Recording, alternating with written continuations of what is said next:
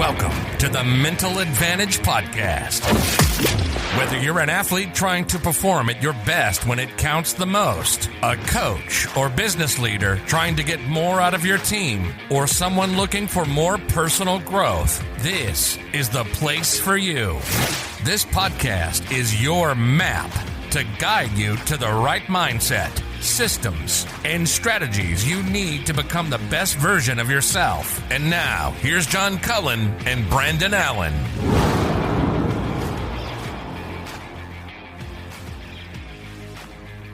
All right, welcome into the show. Episode number 95, I think it's going to be, Brandon. So we are coming up on 100. It's hard to believe. I mean, it's been 2 years and some change. And so, we've done a pretty good job, I think, in terms of, hitting us about once a week for the past 2 years. And it's been great. And it's been amazing to watch the show evolve into what it is now. And, it's super exciting. It's funny. I was thinking when you were just saying that, I remember when we first started the show, we were so overwhelmed with the guests that we were getting, the quality of guests. And there was a time where I was like, okay, we're really at a pretty good level here. It's going to probably just level out and then it'll start to go down or whatever. But man, I don't know about you. I'm sure it's the same. As I have heard so much feedback over our last 3-4 guests. It's just getting, and tonight's guests are unbelievable. So it's just keeps getting better and better. It does. And we keep reaping the benefit of your hard work and the guests that we get on and it's incredible how this thing has grown. I do want to make a plea to the listeners we are, speaking of episode 100, we are coming up trying to think right now of what's the best way to honor not only the guests that we've had, but just what this journey has been like. And so if you have any ideas, you want to submit those to podcast@mentaladvantage.net. And just let us know, do you want to hear a best of, which I don't think we could do a best of that would only be an hour, because there's been so many best of moments. In each show, there's so many different, kind of radio gold, I think is something I've heard people say before, moments. But just let us know what you think or what you would like to see. We could fill up an hour with bloopers because we definitely have plenty of those. Thankfully, Mac does a good job of editing out most of those. Yeah, that's good. Yeah, so that's good. That'll be good. Well, listen, speaking of the show and evolving, we have a really great opportunity to share with the listeners tonight.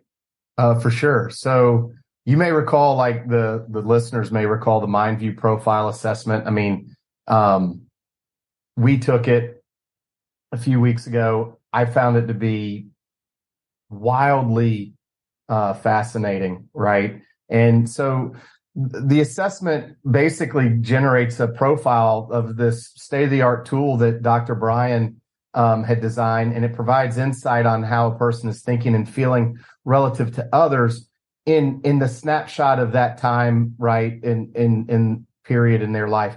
It takes about 15 minutes to complete, and it'll capture all kinds of key mindset skills: grit, resilience, hope, self-control, and motivation. And then some other factors that are predictive of performance and other positive life outcomes, right?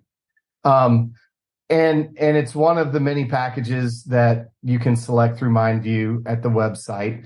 And what that's going to allow us to do, or allow you to do, is you can take the mindset or the assessment only package, and it gives you access to the assessment and the personalized report, and all the way that the classes and the things that they then try to recommend to you, right? And then that report can also take you all the way to the MindView Premium package, where you even get access to the learning modules. You get access to the resource library. You get access to expert consultation and individualized coaching sessions. Now, here's kind of the cool thing. And we talk about the evolution of the podcast. I've heard this a million times. And so what I'm about to say, it almost feels a little surreal, but we are happy to announce you can receive a 20% off any of those packages through their website just for being a listener of the podcast. And you can go to the website. It's www.mindvue. That's mindvue.com. Click on the button in the upper right where it says buy. Select whatever package you want and enter MA20 in the promo code, and you'll get your 20% discount. So, certainly want to thank MindVue for having enough trust and faith in us to offer this to the listeners. And then certainly want to thank the listeners for going out there and doing it. I can tell you, it like we talked about on the episode where we evaluated what we saw. It really is eye-opening. And if you'll really reflect on it and go through some of the modules, it's incredible. And what's crazy is the access that you get to some of the people like tonight's guests, I believe. Right. Dr. Mary from last week is out there. And I can tell you the past few weeks, and you touched on this earlier, the past few weeks have had really, really good guests. And all of our guests are great. Right. But I mean, in terms of to say, hey, you now have access to these individuals is pretty amazing. So go out to mindvue.com, click the buy button up in the upper right-hand corner, use the promo code MA20, and then email us and let us know what you think. That's so cool. And thank you for that. And thank you, Brian Davidson and all the folks at MindVue for that. And you're right, Brandon. I'm so glad you brought this up, is that, we talked about this. Actually, I think it was on the show with Brian about, seeing that circle of friends around you and who you surround yourself with. And one of the reasons, and we've had some opportunities over the last couple of years to do some different, offer our support to certain things. And we always said when we started the podcast that we weren't going to do it and align ourselves just with anybody just because they offered the opportunity. But when you meet Brian and you recognize what they're doing at MindVue, and then you realize that they are aligning themselves with people like Dr. Mary Ritz and people like Dr. Mike Matthews, who you're going to hear from tonight, and retired Lieutenant General Robert Caslen. That's the groups we want to be in, right? That's the people we want to align ourselves with. And so, really, really special opportunity for us to partner up with MindVue. So speaking of the guest tonight, and we heard about this book, has been on my radar for a little while, but the book is called The Character Edge. And we have tonight, as I mentioned, Lieutenant General Robert Caslen, retired United States veteran who served in the U.S. Army for 43 years.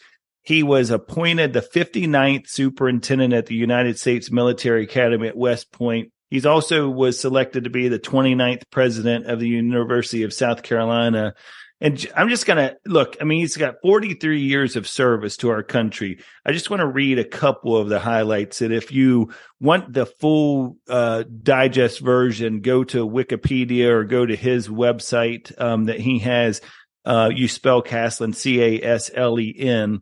But a few of the highlights from his remarkable career includes Chief of the Office of Security Cooperation in Iraq, where he served as the senior military commander in Iraq after the drawdown of U.S. and Allied forces in 2011. He's held many, many other notable positions during his military tenure. Dr. Mike Matthews, who's the co-author of The Character Edge, is a professor of engineering psychology at the United States Military Academy. Dr. Matthews has done extensive research on character and grit, including work with Angela Duckworth and researching the cadets at West Point. Dr. Matthews has authored over 250 scientific papers and is the author of the highly acclaimed book, Headstrong, How Psychology is Revolutionizing War. And we are so blessed because the two of them combined their 80 years of experience to write their book, The Character Edge, Leading and Winning with Integrity, which is why we are so fortunate to have them with us tonight to discuss the importance of character and grit. So you know what I'm going to say. Get your pen and paper ready because here are General Caslen and Dr. Matthews. Well, General Caslen and Dr. Matthews, thank you all for joining us. As the listeners heard in that introduction, quite a long list of things that you both have accomplished in your careers. And we certainly appreciate you all taking the time to share some of those experiences with us tonight, especially as it relates to the project you worked on together, The Character Edge, the great book about leading and winning with integrity. And I think probably a good place to start with this discussion tonight is just, how did you all define character? Like, what was it about character that prompted and motivated you all to decide to write a book about it? Well, Bob's going to have the best answer, but I'll give you a real short start to it. So we define character in our book as a person acting on his or her world in a manner that makes the world better. Here's the important part, which in turn, when that happens, that pays benefits to the person themselves. Now, there are less academic sorts of definitions. I'm going to let Bob pile in here, so I know he's got a lot to say on this. But that's what the pointy-headed scientist would say. Well, let me add. Thanks, Mike. I appreciate it. Let me jump in. Well, you know, when I was a superintendent at West Point, it was Mike who was one of our professors. And as soon as I was getting ready to finish up as superintendent, retire, Mike asked if I'd be interested in writing a book with him, and I jumped on it in a heartbeat. He wanted to write the book on character. Our mission statement at West Point was to educate, train, and inspire leaders of character.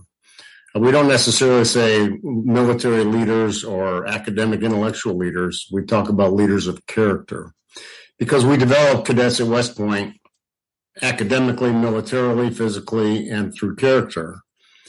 But you can be number one in your class academically, but if you fail in character, you fail in leadership, and as simple as that. And our military and our nation, who are a client in the profession of arms, are those that really need leaders who will stand in the gap and be men and women of character. So you kind of embrace that, and then you develop a passion about it, and you understand how important it is. Even before I was superintendent, I was the commander of a division of 23,000 soldiers in northern Iraq during the surge. And in the 1 year I was up there, I was responsible as a commander for all senior leader acts of misconduct. By senior leaders, that included all my officers and my senior non-commissioned officers. And about halfway through the rotation, I found myself writing letters of reprimand and Article 15s like once or twice a week. It turned out to be a total of 78 times. And I asked my lawyer, I said, what are we doing differently? And he said, we're actually doing nothing differently. This is just consistent with what we're seeing. And the issue with a act of misconduct is not so much the consequence on the individual leader. Normally they were removed, in most cases they were relieved, and they had to leave the military altogether. But it had a devastating consequence on the organization that they were leading. In some cases, we had to pull them out of combat. We had to put new leaders in place. We had to retrain them, and then we inserted them back in. So it had a mission. It had an impact on the mission itself of the organization, and their morale and their discipline and their conduct suffered as a result. And that was just a plain example of, a leader that had a character defect, and the consequences of it for him personally and for the organization that he or she was in charge of. And then I ended up going to be the superintendent of West Point with the responsibility to develop leaders of character. So when Mike said, hey, let's write a book on character, I said, yeah, I'm all in. Let's go. The interesting thing about Bob's example, sorry, we can't see each other directly, right? So I'll jump on you. Bob's example is great. A couple of points from that is a lot of your listeners will not be especially familiar with the military setting, but all of this applies exactly in any corporate setting, any team, any organization, any school. And remember, the definition of character is acting in a positive way that makes the world better, which in turn makes you better. But the obverse, which Bob perfectly pointed out, if you act in a way that makes the world worse, it makes your organization worse, that's bad for you. And it's bad for everybody in the organization. So I think Bob's point is extremely important. His example is just spot on. Yeah, I love the fact that you guys touch on this, and it's such a big part of the book of that leadership role, because you're so right. I mean, and it's one of those things that I think, as Brandon and I have done coming up on our 100th episode pretty soon, we see these common threads, right? We see these common threads, whether you're talking about mental performance, whether you're talking about character, whether you're talking about how you're dealing with adversity.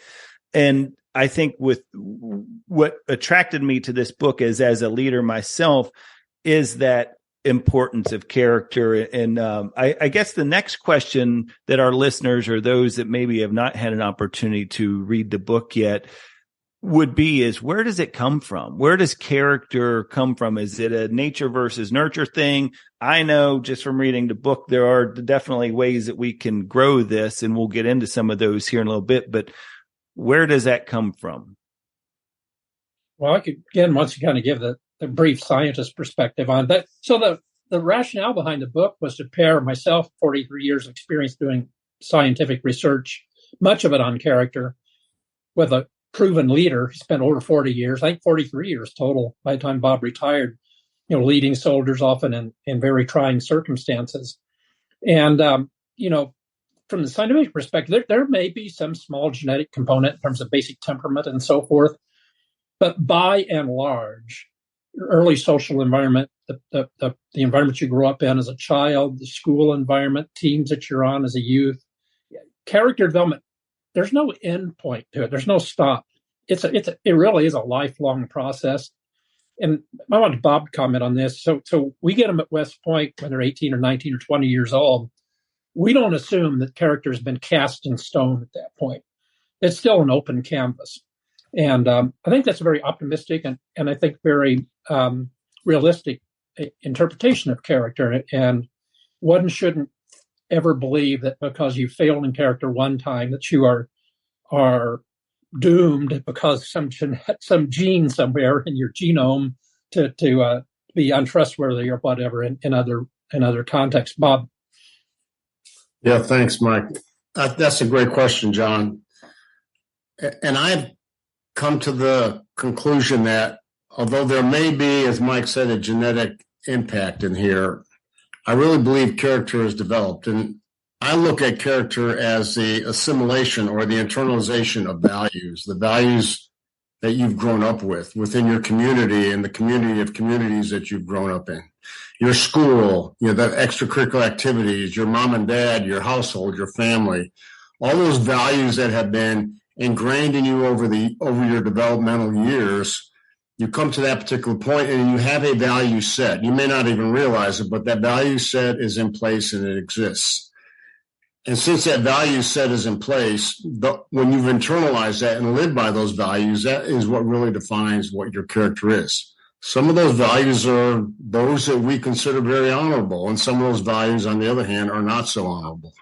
But those are the internalization. The beautiful thing about West Point is to get to West Point, you got to be nominated by your congressman or woman, and across the entire nation. So you get young men and women who aspire to serve their country across the entire nation from every single community that's out there, the good ones and the not so good ones and all of them. And then they come to West Point, and each one has that internalized value set within them. And then it's our job to pick that up from where they are and instill in them the values of West Point of duty and honor and country and the values of our Army. And the Army does have a set of values. And those values are leadership, loyalty, duty, respect, selfless service, honor, integrity, and personal courage. And so those are the values that we internalize. Now, you want to get them to the point so that when you're faced with a compromising situation, you don't have to think about what right or wrong is. The natural reaction will be what you have manifested inside, that it manifests itself as it comes out. And that internalization value defines what your character is. That's amazing to hear. I do have a question though, because one of the things that I think John and I talk about a good bit, and we struggle with an answer is, so as much as character can be built, I'm assuming too that it can be eroded, right? And we're seeing erosion in these things that are happening in our culture today that continue to just kind of feel like they just chip away at the culture of our, the fabric of our culture and our character within that. So do you all find it more difficult today to develop character that is going to stay strong enough to not erode? Is it just different and we've just got to learn to evolve and adapt? What are y'all's thoughts as far as that goes? Bob, why don't you go on this, because you're responsible for character development of all of those cadets for 5 years. Yeah, I think, Brandon, that gets to the bigger question of, can a man and a woman of character have a character defect? And then what are the consequences, and can they recover? So I can talk from personal experience because I am a man of a character defect, along the line there. And although, as much as I believe that I have internalized character in my own set, we're all human and we're going to make mistakes. And when you make a mistake, my role as a superintendent was to adjudicate character defect mistakes. And there were a whole set of consequences. And this is the beautiful part, to know that character is developmental, because just because you make a mistake does not mean it's the end.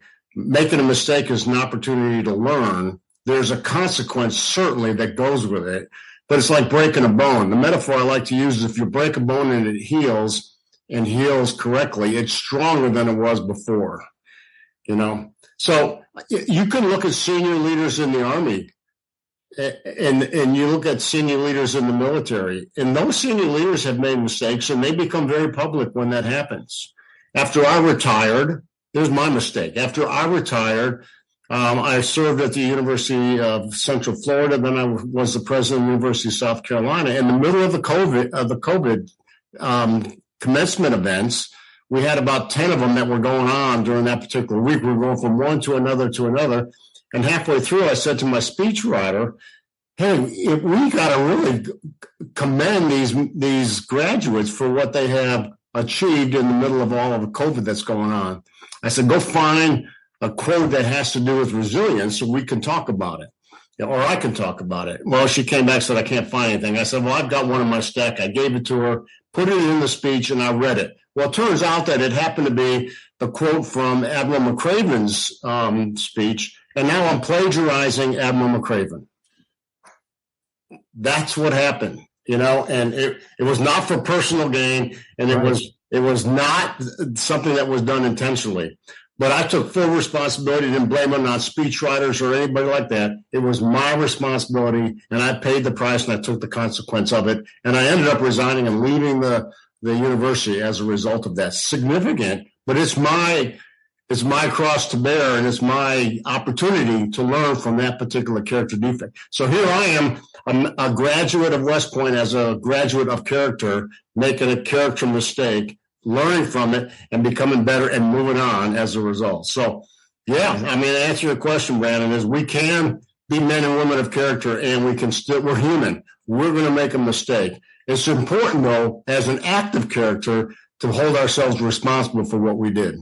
And that's where it is, right? I think men and women of lesser character would have probably not necessarily taken that ownership or that responsibility and would have swept it under the rug, or, oh, it's not that big a deal, or whatever.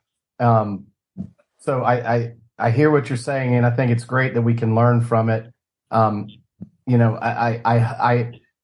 of the things that we see a lot of is that whether it's in the business world or academic, whether it's sports related or whatever, but that fear of failure, because people don't, I think a lot of times don't sit back and look at and evaluate what happened. And so it makes it a challenge. And so sometimes they aren't stronger because that bone doesn't heal the right way or whatever. But that's, thank you for that answer.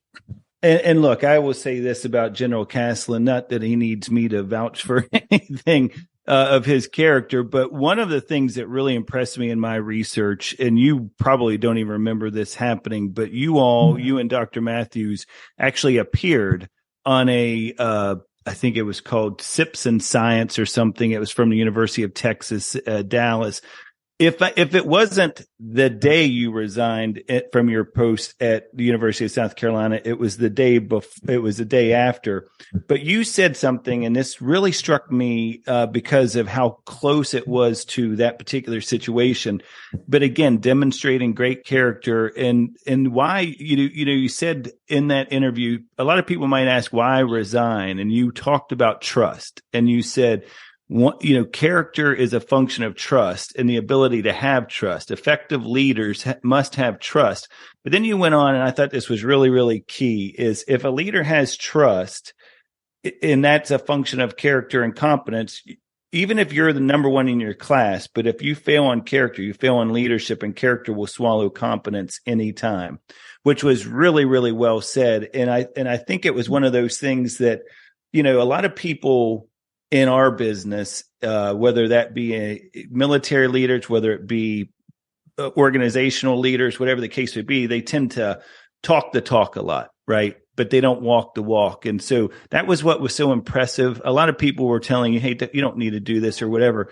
But because you said in that interview, I recognized that I was starting to lose some of the trust of the staff. I recognized it from the students or whatever. And that was such a big deal. And that's walking the walk. That's not just talking the talk. So I really thought that was a really good example that you bring up there of somebody and how that's, has to be internalized every single day. The reason that was so important for you to make a decision like you did was because that's something you were internalizing on a daily basis. So really, really, and we'll get into trust here shortly, but I appreciated that example that was shared there.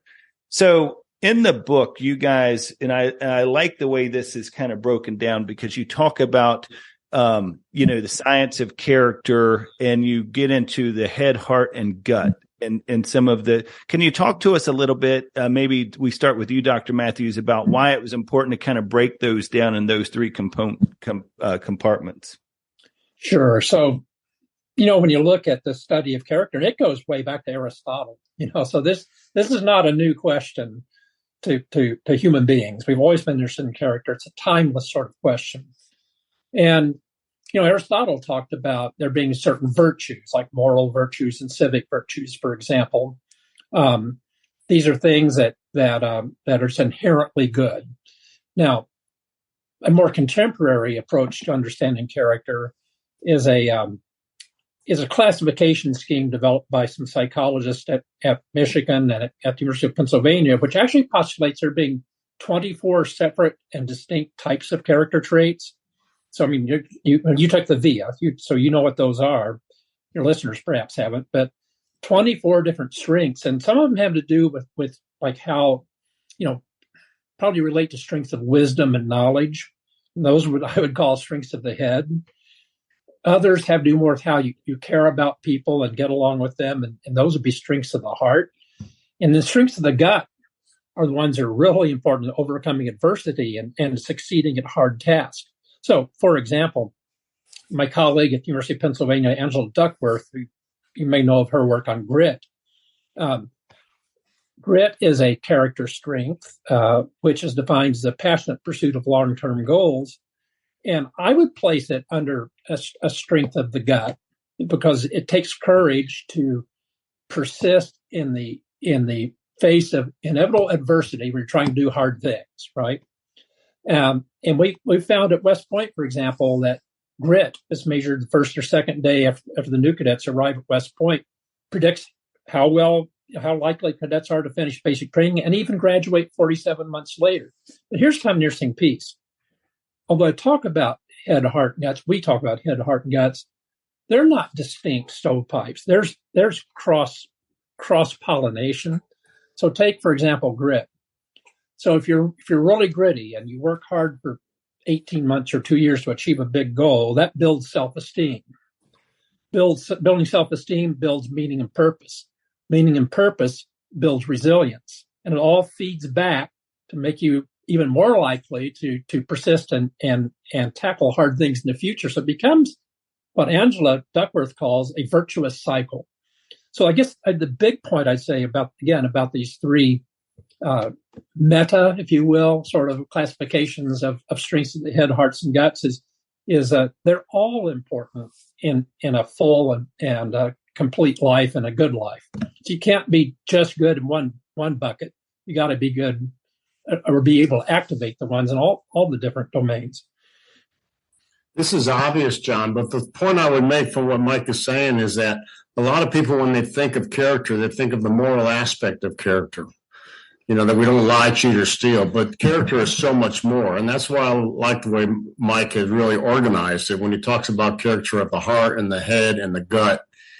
And, you know, in the military, leading in the crucible of combat, when everything looks bad and ugly and everybody's looking to you as a leader, you've got to have the gut, you've got to have the grit, you got to have the tenacity and the perseverance to keep going, you know, and that's as much of character as it is about not lying, cheating, or stealing.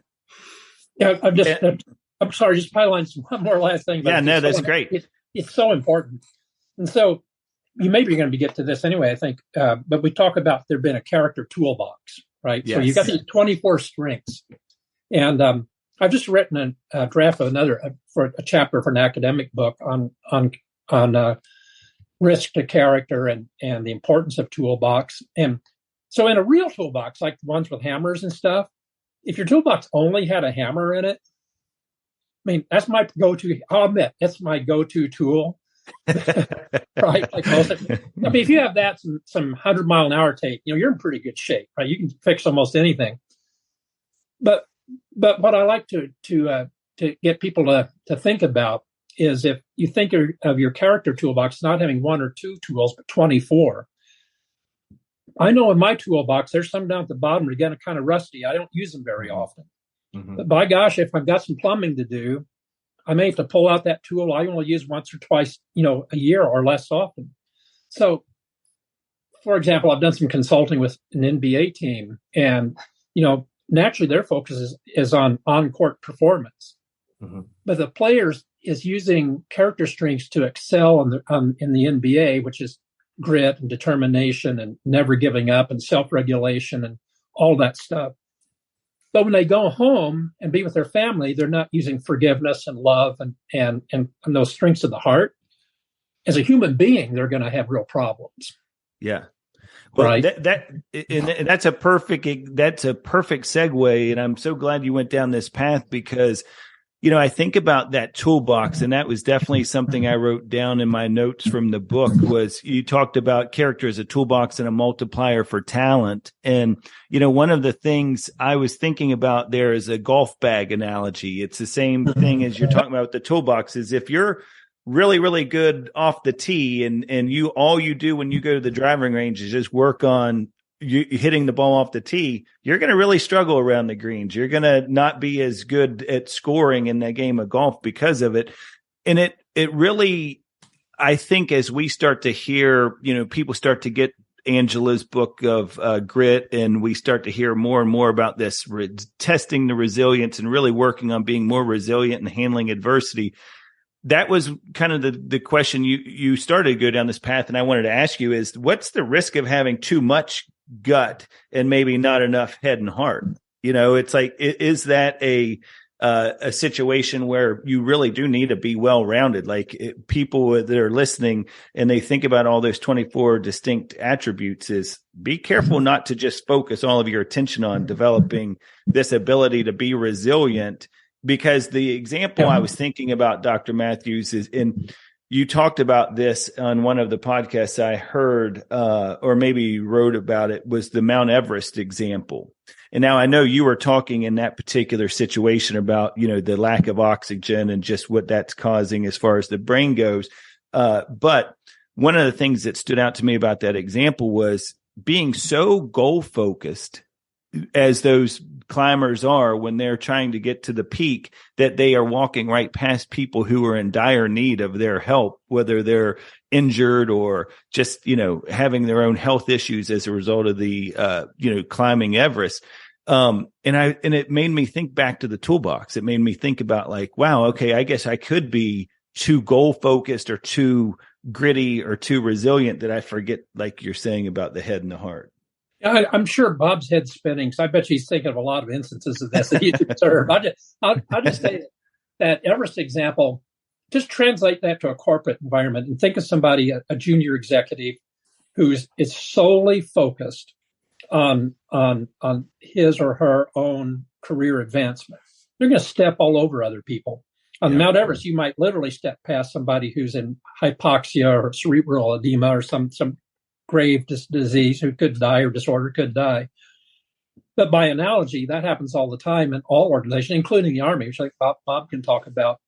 So we talk, the subtitle of our book is Winning the Right Way, right? It's not enough just to win. You got to, and if winning is just a selfish thing, it's a selfish accomplishment, it goes back to our definition of character. If all you do is make yourself better, that flips the definition. I'm going to make myself better and hope the world gets better. That's usually how it works. The goal should be to make the world better, and in turn, you'll benefit. Love that. I'll hand that off to Bob and see what he's got to say. Give him time to think of an example, I bet you. Well, Josh, thinking of myself, I always aspire to climb a mountain, never mind Mount Everest, but I understand exactly what you're talking about. And I wonder if I was in that type of situation, if I had the ability to control myself and not be so tunnel visioned on just achieving that one goal. I think that the character requires us to have a balance in our life and to be adaptable on our toolbox. And at the same time, you've got to understand, what is it? Where are we with respect to winning, and where are we with respect of not compromising our overall objective and goal? And then if you're not going to compromise, then how do you achieve all the other subordinate goals, like bringing these people with you or taking care of them in distress? Not just walking past them. That's still a part of the character toolbox. It's a requirement. It's in front of you. But it doesn't say you do one at the expense of the other. But at the same time, you don't forget one at the expense of the other at the same time, if you know what I'm saying. There's a balance. You got to be adaptable and not compromise what it's going to take. Because in the military, winning is important. It's not like Mike said, winning at all cost. It is winning in accordance with our value set. But there is no compromise when you're out there in the battlefield. You really understand what it takes. We Americans, and we're put in harm's way at the trust of the American people. They don't expect us to go out there and look good. They expect us to go out there and win in accordance with America's values. I'm so glad you brought that up and about winning, because one of my favorite examples in the book is when you first get to West Point as a superintendent, and you're, of course, recognizing the West Point football game. You're at the Army-Navy game, and you are noticing that I think the day was really cold and the weather was really bad. And you look over and there's like a bunch of guys huddled around the heaters, and they're, and then you saw Navy's coach, I think, having a conversation about how they had practiced all week in the weather and stuff. Could you share a little bit about that story? Because I think it symbolizes what you're saying there about this. Winning's important, but you can do that and still be able to build some of those other character strengths. Yeah, no, that Army-Navy game, well, we had lost a whole number of Army victories in a row. I think at that point we were like 12 losses in a row. And it just had to change. It just had to change. This is the United States Army. And it's more than just the Army football team. I mean, when America looks at the Army-Navy game, they don't see a bunch of football players out there. They see the future military leaders of our nation. Yeah. And if they see us losing again and again and again, that trust factor between us and the profession of arms and our client, the American people, has got some bruises in it. There's things we have to adjust. So we got to turn this thing around. So my first Army-Navy game, it was cold. It was a crappy day, and it was snowing, and it was going sideways, and it was freezing. And our players on our sideline were all huddled up against that heater, not paying attention of what was going on. I'm saying, what are you guys doing? Shut that thing off and pay attention. Why am I saying that and not the coach? But there were lessons to be learned. I was standing next to General Odierno, the chief of staff of the Army, a former Army. He was a recruited football player, but he got hurt when he was a freshman. Nonetheless, he's passionate about Army football. He's on the sideline as well, and he's standing next to the Navy coach at halftime when they come back out of the locker room, and the CBS sports person is out there interviewing him. Said, "All right, coach, is the weather looking terrible? What do you think? Are you ready for this?" And Odierno was telling me this story. And he said, the coach said, "We are ready. We knew it was going to be bad weather, and we practiced outside in the miserable cold all week just to get ready for this." And I immediately reflected where the Army team had practiced all week, and they were inside in the indoor field the whole week. And I'm going, we got the whole thing wrong. We got it all messed up. If you're going to win, you got to pay the price. And we were not paying the price for success. And we had to get into it and change it. So we got a coach that coach discipline so we don't make the stupid mistakes. Because we have a commitment and it's a military academy, you're not going to get the 5-star recruited athlete. You're happy when you get a 3-star. Right. Yeah. But can a 3-star compete against a 5-star? And my answer is yes. They got to be physically tough and they got to be disciplined. They got to be physically tough and they got to pound their opponent again and again and again so that when it comes to the fourth quarter, which is a great equalizer, they're laying on the ground and they can't even pick themselves up. And the fourth quarter becomes the great equalizer. And discipline becomes so important so you don't have the fumbles and the interceptions and the holding penalties that stop your drive. You got the discipline not to make the mistakes, but to persevere and to control the football all the way down the field and put 6 points on the board. That's how you win against 5-star athletes, recruited athletes. And then we've got the coach, that coach discipline. First thing he did when he became the coach, he said, "This is the SOP for the locker room." He went in there the next day, and every single football player that was not according to the SOP, he took all their stuff and sent them over to the visitor locker room. "You stay there. You don't deserve to be with us who are disciplined men in this particular locker room. And when you can finally make your mind up that you're going to do it, we'll have the conversation of what it's going to take to be a disciplined Army football player." So, and all the other stuff came together, and we got the right coach to turn the program around. Well, General, I will say this. I'm ready to play for you. I don't know that I have any eligibility left, but I'm ready. I am. Oh my God, I'm fired up. I mean, I'm serious. So as you develop character and as you develop anything, right? I mean, I think there are times and it's been referenced earlier in the conversation about, so many people want to focus on their strengths and rarely do they pick up that tool that they hardly use. But how do you, if I'm going to try to lead those men and women, how do I make sure that we are hitting on every one of those tools or to the best of our ability to continue to stack days on days on days? Is there a plan behind it? I mean, is there a method to the madness in terms of that development?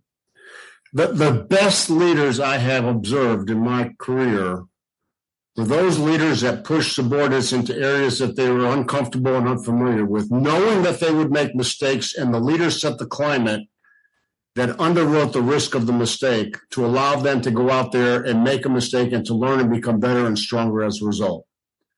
The worst leaders, on the other hand, when someone made a mistake, they annihilated, they created a climate that was hostile, ridiculed them in front of their peers, and nobody would ever exercise initiative ever again because they would just stay with the exact status quo. So leaders, the best leaders, are those that underwrite the risk and push their subordinates into these areas that are unfamiliar, and because they're unfamiliar, they go into these areas, they're probably going to make a mistake. But if you underwrite that mistake as an opportunity to learn, it's like that parable of the broken bone. When you break a bone and it heals and heals correctly, when you make a mistake and you learn from that mistake, that bone becomes stronger where the break was than when it was even before the break. And then when people become more confident and competent in these areas they were previously uncertain about, that becomes their new normal. That becomes their new average, and they continue to get better and better and better as they move along, only because that leader set the climate to push them into those areas they're unfamiliar and uncomfortable with.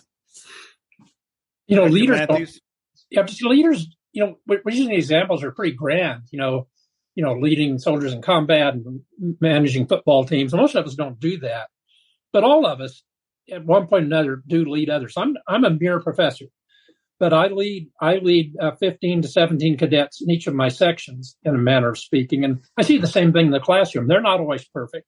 If I flunk them on the basis of not living up to standard academically once, they wouldn't grow. They would, but just fall away and not be successful.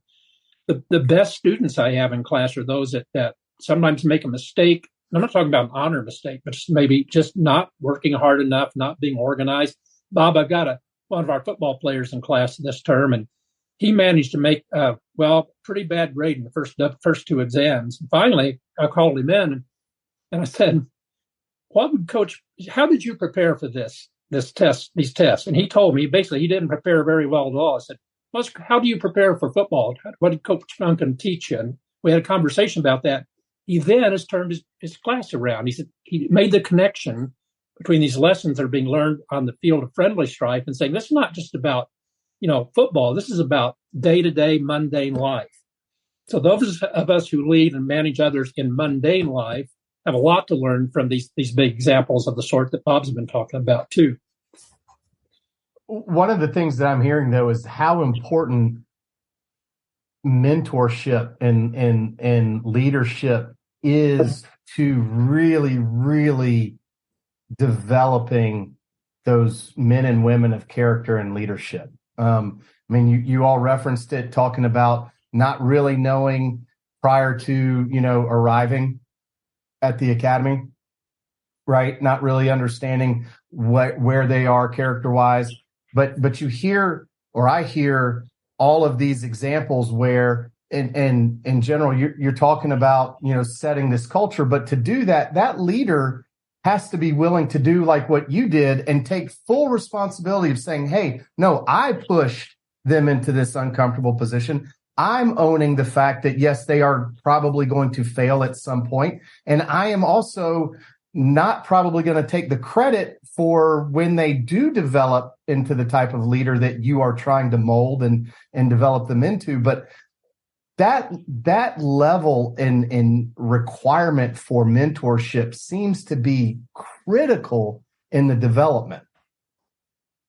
Where would you all kind of place that in terms of a hierarchy?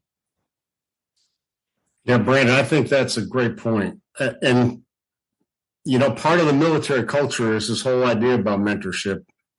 It's not really taught or required. In other words, they don't say you got to go get a mentor.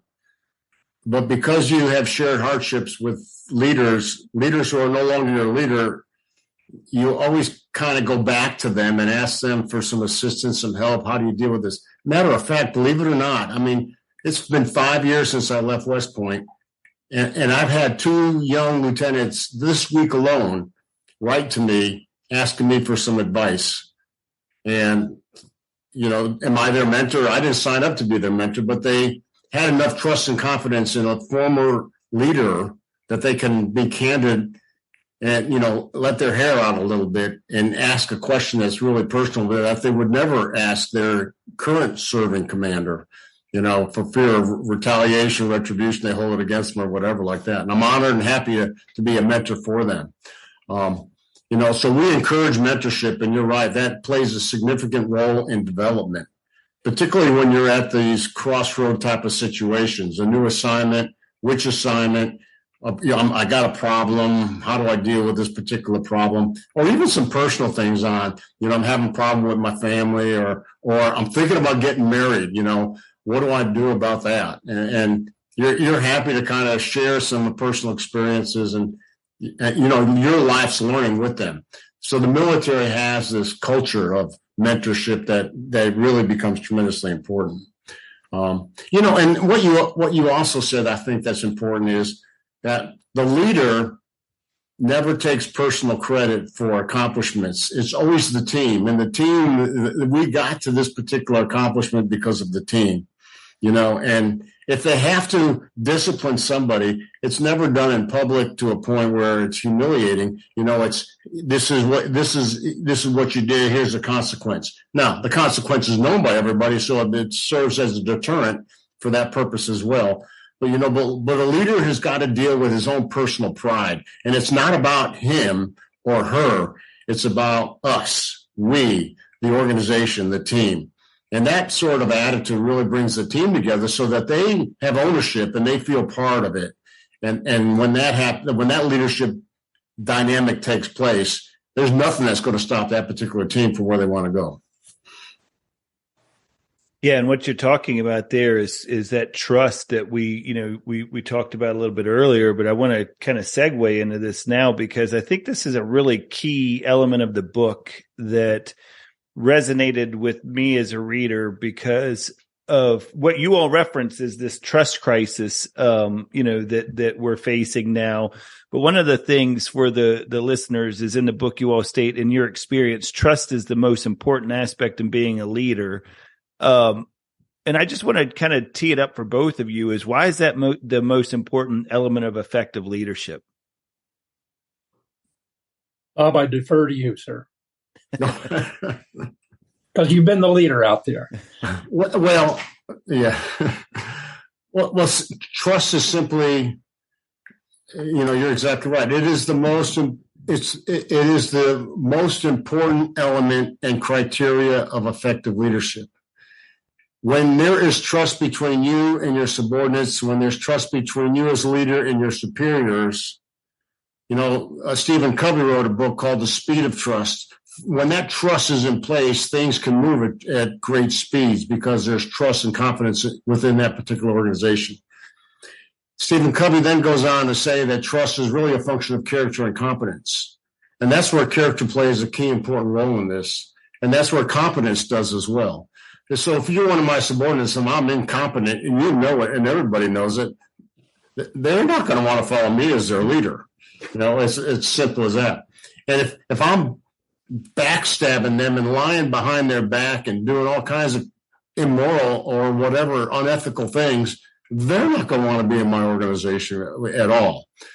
So those two become the most important criteria to build trust, and trust is the most important element in effective leadership. It's got to take place. That trust permeates not only in your own organization, but it permeates in your profession. Like in the profession of arms, our client is the American people. And we in the military have got to build that trust relationship with the American people, starting with members of Congress who are elected by the American people. And that, because if you want to look and see what a military that does not have a trust relationship with the American people, go back to Vietnam. And I remember those days when, Mike does too. I was a cadet during Vietnam, and I remember getting spit on and all kinds of stuff. You never want to go back to a situation like that again. So trust becomes so tremendously important. When you lose trust, you are no longer effective as a leader. And as you mentioned before, John, that was the primary reason I felt I had to leave the University of South Carolina. regardless if I could have overcome that or not. So I think one of the challenges in organizations of all sorts, maybe even more so outside the military, is most organizations kind of know how to develop competence. You can select people based on educational background, put them through corporate training, kind of rack them and stack them, right? And if they're really not any good, you can probably usher them out the door, put them into a more appropriate employment setting. But oftentimes, because it's hard to do, not many organizations have an effective way of selecting people based on character.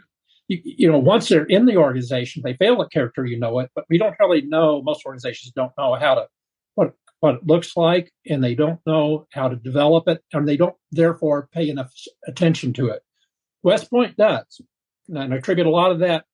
I said, Bob, in another thing I wrote lately that prior to your coming to be the soup, with regard to character development, West Point, it was kind of like, I can't remember as Mark Twain said. If not, Mark Twain. Everybody's talking about the weather, but nobody's doing anything about it. Mm-hmm. I said, well, until 2013, when Bob got there, everybody was talking. We were talking about character, but we weren't doing anything about it. So it takes a leader with a vision to recognize the importance of character and get smart people around and say, how are we actually going to operationalize? How are we going to do this? And we give some example in the book of Johnson and Johnson, which we think is just a wonderful organization that's a paragon of virtue in this way. And so, if your listeners are leaders within corporations and such, it'd be well advised to rethink your character policy and maybe think about improving it and looking to maybe even the military is a way to go about doing it, or looking at a place like Johnson and Johnson. It's easy, right, John, to think of corporations that fail at character. I'm not going to name any. Right. Right. But certain banks based in San Francisco come to mind that just habitually are in the news, right? Yeah. That would be a counterexample.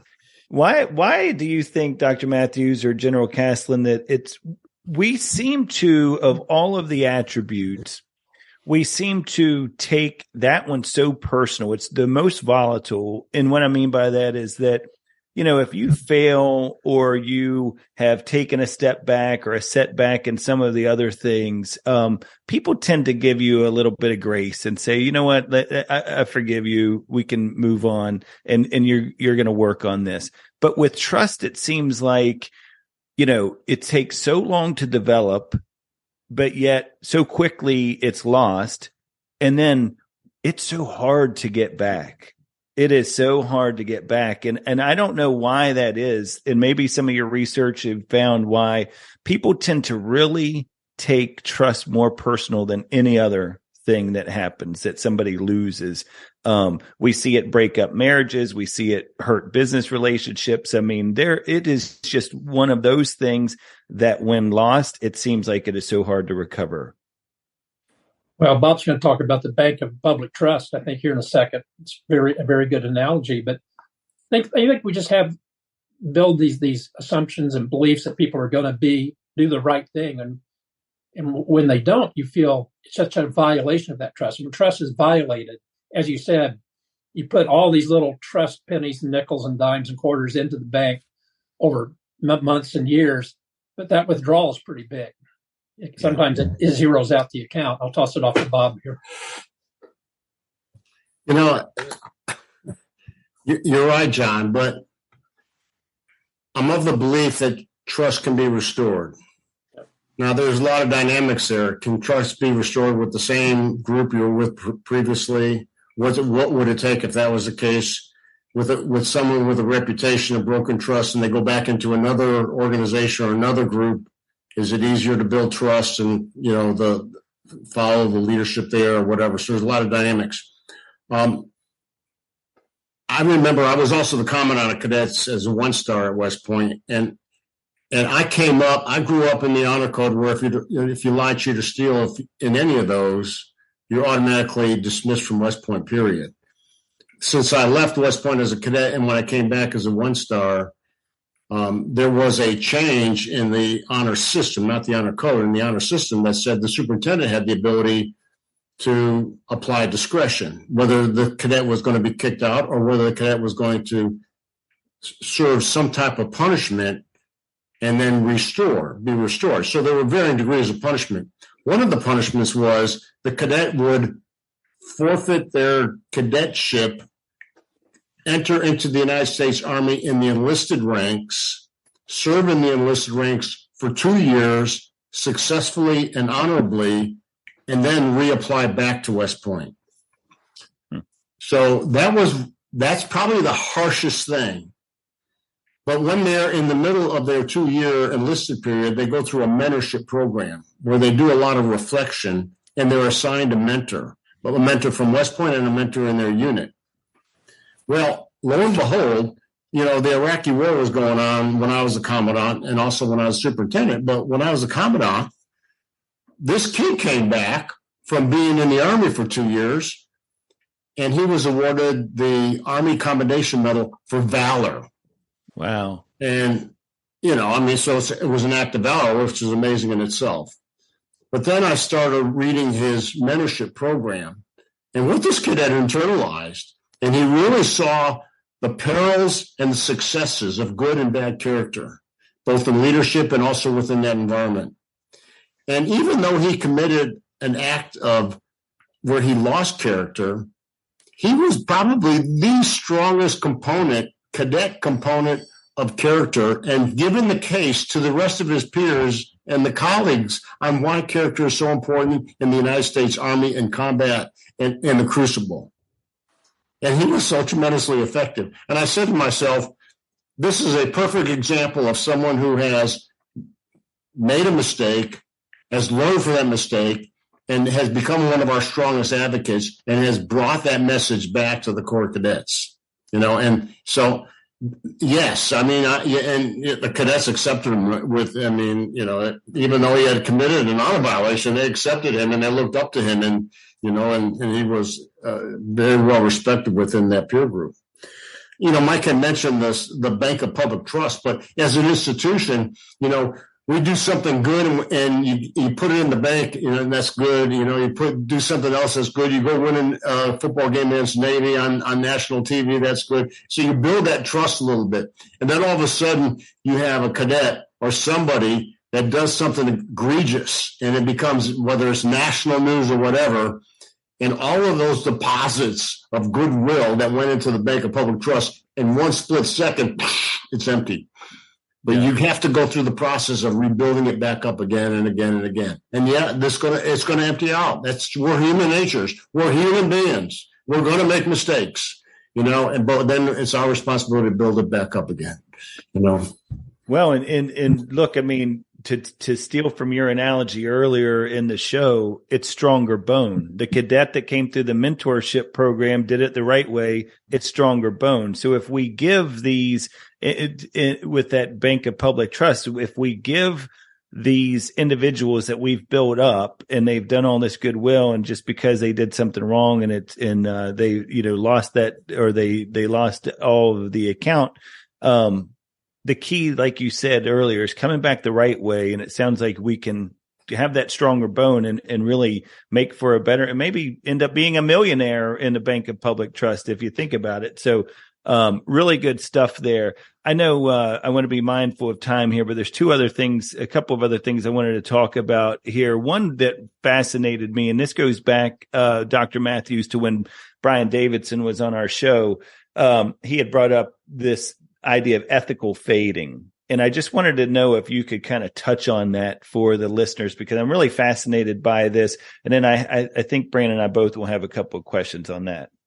So I may be giving away of my age. I'm not sure your listeners will appreciate this analogy, so I'm going to try anyway. But there's a stage act where a person balances and spins plates on a pole. Have you ever seen that, John? They're spinning it. Oh, yes. Not too hard, right? And yes. 3 or 4 spinning, it's not too hard. But at some point, they're running back and forth frantically, and inevitably, if you don't spin that plate, it's going to fall. Mm-hmm. And so, ethical fading, I think there's an analogy to that it requires constant attention and nurturing. Don't just assume that you're automatically always going to do the right thing. being mindful of what you do each day. I would actually advocate, practicing a mindfulness, which is pretty easy to do. I kind of do it each day in the shower. I take about a minute and a half, and I think about what I'm going to do this day and what could go wrong and what could I do better. But the point, however you might get to that point, is that state of spinning those plates is to do it intentionally and volitionally and with full effort. So ethical fading could be one reason that people who are otherwise, trustworthy do fail. Now we think, you can talk about, circle back a little bit further to why good people do bad things. Part of it's ethical fading. Mm-hmm. Some of it may be what this is the scientist talking about, intrapersonal. These things like in your personality. Maybe you have some little personality hiccups or flaws. Maybe they're major. Okay. But if you're in a good, strong organization and you're in a supportive environment, maybe those flaws don't really manifest themselves too much. But what if you've got a little flaw, but now you're in an organization that does not overtly support and nurture character? Kind of gives you a license to show that flaw, right? Mm-hmm. Or if you're in a combat situation or a stressful work environment or stressful marriage, or a stressful relationship, to summarize, these intrapersonal factors would interact with environmental factors, which can interact with organizational factors. When those three come together in the middle of a Venn diagram, you're really at risk. Mm-hmm. So there's where being aware of these threats to character, who include ethical fading, become important to be able to have a game plan to counteract that. If I could add one thing, John, to the whole issue of ethical fading, it's real, because we see this in the Army all the time. If we fail to maintain a standard and we look the other way, we have now created a new standard, and that standard is less. It's a lesser standard. And then if someone violates that standard and there is no correction, the leader looks the other way because they're afraid to confront whatever. You now have established a lower standard. And over time, you have this erosion of standards within your organization that ultimately will bottom out. And then you lose one of the most important elements in any organization, and that's its discipline. And that's when it falls apart. So that's where ethical fading really falls in. Do you both feel so? John and I talk about this a good bit. The role that what I would consider almost this cancel culture, how it plays into the ethical fading component. Meaning, nobody allows you to own your failure or whatever. They just want to pile on. Right. And we've talked about it throughout the conversation about how important it is to create a culture where you can fail, you can absorb the consequence of the standard, but you do it in a way that can be productive. And to me, it feels like right now, it's just not very productive. It's not really helping fortify that broken bone. It's almost like, well, can we snap it somewhere else too? I think you're right, and that's a real challenge. I'm not sure what the answer is, and social media and the if it bleeds, it leads sort of news mentality really exacerbates that. So people often ask me, do people have poorer character here in the 21st century than they did 200 years ago? And I'd say, no, probably not. But if you were someone who espoused, or promoted misinformation, you might stand on a soapbox and be heard by 20 people. But now you can get on your phone and be heard by millions of people. Absolutely. That just creates what our former chairman of the Joint Chiefs of Staff, Martin Dempsey, said, sort of this, what does it be called? The echo chamber of social media. It just keeps pinging back and forth. It's a significant problem for society. I think it's almost an existential question. We got to figure out how to deal with this. I agree. I ask it every time because I am searching for something to kind of hold on to and go, okay, maybe this is what we need to do. I mean, I'm a father of 3 children, and I struggle with it on a daily basis. I think, Brandon, it goes back to what General Caslen was saying earlier about standards. And I think this is where, to Dr. Matthews, to your point, this is where we all have to take ownership of this. You know, one of my favorite quotes from a book that Urban Meyer wrote is, the success or failure of any organization is completely dependent on what you're willing to tolerate. And I think it's a really good way of looking at this, because if as a society, because we all have to take ownership as a society, if we continue to tolerate this caught you doing it wrong mentality that seems to be prevailing among social media and just the news cycle in general, then we're going to be a organization, society, doomed to fail, because we're tolerating all of this. And that's that ethical fading, as I understand it, is each time you tolerate it a little bit more, the needle moves a little bit further. Each time you go a little bit more, it goes further and further. And so I do think you're right. I think it's almost an existential question. I think it's also one of those things where we need to really take a deep, hard look at ourselves and think about, like, how far are we willing to tolerate this before we can't kind of return from this. I love, by the way, one of the things, we talk about like character, and we talk about, and sometimes we have a tendency, and this is something you all talk about in the book, is perspective. And I want to just offer some perspective on it, on this topic, because I think when we start to unpack these things, it's really easy to slip into this, like, oh, everything's, really doom and gloom in our society right now. And it does look challenging, right? But at the end of the day, and I can't remember if this was in an interview or an article of yours I read, Dr. Matthews, but you were like, yeah, like everyone points to the politicians, but look way back when, like, it wasn't like these were great men of character that we, had running the country. Like, there was a lot of, a lot of people that would be of questionable character before we start saying this is the worst it's ever been in American history, we really need to have that perspective of looking back into the history books. Yeah, I got that from the book Team of Rivals about Lincoln, and they had congressmen beating each over the head with canes and tools. That kind of modern, snippy behavior kind of pales in comparison to that. Yeah.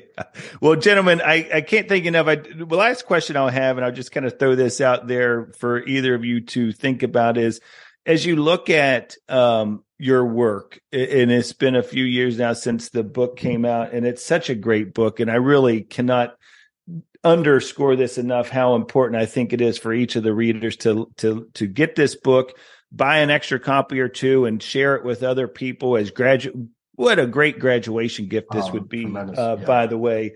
But as you kind of reflect back on the work now and have talked about it a lot, is there any topic, is there anything that you look back and say, I wish we had maybe spent a little bit more time with this, or here's something we didn't include in the book that has maybe come to your forefront now through some research, or something that you would have added in? I'd like Bob to have the last word, so I'll do the penultimate word. So as I've studied character systematically, again, from the lens of a scientist for all these years, more and more I view character at least as much as an attribute of the environment, the social and organizational environment in which you operate, as it is an internal thing. So are you honest, dependable, self-regulation, do you have grit? That may be true to some extent, but it doesn't manifest itself, good or bad, unless it's in an environment. So maybe in the book I might have emphasized even more so the criticality of organizations being positive, and to include families and schools, every organization from birth until the end of life, to the extent that we associate ourselves with positive organizations, it'll bring out good behavior. And the obverse is true too, right? If you're in bad organizations, it sets the occasion for dishonorable behavior. I'm happy to let my friend Bob close out here. Well, thanks, Mike. I appreciate it. Thanks, John. And thank you very much for this great discussion and talk that we're having with you and Brandon. Since we published the book, my whole situation from University of South Carolina is a chapter in itself, and you can probably make that into a chapter. But certainly, it's in reflection, it's worthy of having a good conversation about what happens when you have a character defect and how do you respond.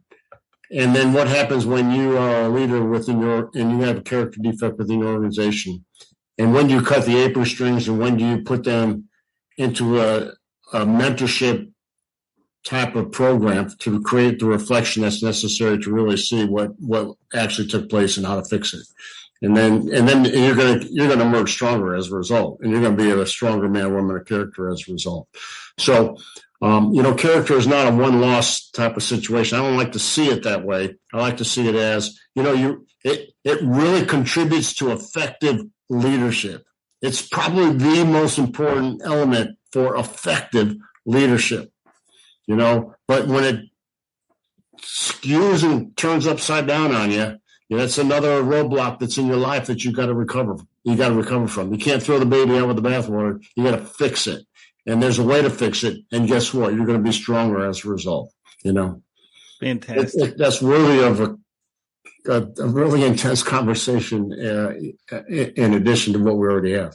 Well, look, we'll have to have you guys back on some other time to continue that conversation. And gentlemen, I can't thank you enough, not just for the conversation today, but for your over 80 years of service and contribution to the country, because, General Caslen, with your military experience, and Dr. Matthews with your service at West Point, as far as all of your research and just your ability to connect with those students that are our future leaders of our country.